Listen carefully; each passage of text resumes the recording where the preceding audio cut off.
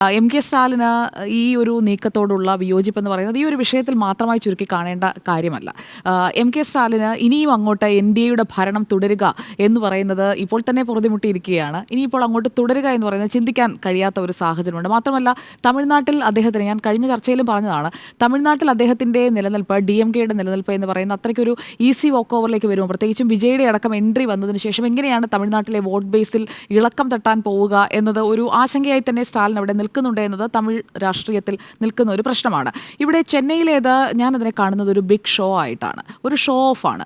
India മുന്നണിയുടെ രൂപീകരണ വേളയിൽ നമ്മൾ കണ്ട അതേപോലെയുള്ള ഒരു ഷോ ഓഫ് ആണ്. പിന്നീട് ഇന്ത്യ മുന്നണിക്ക് എന്താണ് സംഭവിച്ചത്? 5 സംസ്ഥാനങ്ങളിലെ തെരഞ്ഞെടുപ്പ് വന്നപ്പോൾ ഇന്ത്യ മുന്നണി എവിടെയായിരുന്നു എന്നതൊക്കെ 2023 നമ്മൾ കണ്ടതാണ്. 2024 തെരഞ്ഞെടുപ്പ് നടക്കുന്നതിന് തൊട്ട് തലേവർഷം 2023 ഈ ഇന്ത്യ മുന്നണിയുടെ രൂപീകരണം, ആദ്യത്തെ യോഗം, സമാന്തരമായി എൻ ഡി എ ഉടനെ വേറെ യോഗം വിളിക്കുന്നു. അപ്പോൾ ഇന്ത്യ മുന്നണിയുടെ ആ ഫസ്റ്റ് ഷോ ഓഫ് പോലെ തന്നെയാണ് ഇന്നത്തെ ഈ ചെന്നൈ യോഗവും അവസാനിച്ചിരിക്കുന്നത് എന്ന് വേണം മനസ്സിലാക്കാൻ. കാരണം ബിഗ് ഹെഡ്ലൈൻസ് ഉണ്ടാക്കാൻ പറ്റുന്നു. അതുപോലെ തന്നെ മുഖ്യമന്ത്രിമാർ ഒന്നിച്ച് നിൽക്കുന്നത്, പിണറായി വിജയൻ്റെ ഈ ഒരു കോട്ട് തന്നെ, ഡെമോക്രസിൻ്റെ വാൾ എന്ന് പറയുന്നത് തന്നെ എല്ലായിടങ്ങളിലും പ്രധാനമായും സൗണ്ട് ബൈറ്റ്സ് ആയി വരുന്നു. അങ്ങനെ അത് ഒരു ഷോ എന്ന രീതിയിൽ അത് സക്സസ്ഫുൾ ആയിട്ടുണ്ട് എന്നതാണ്.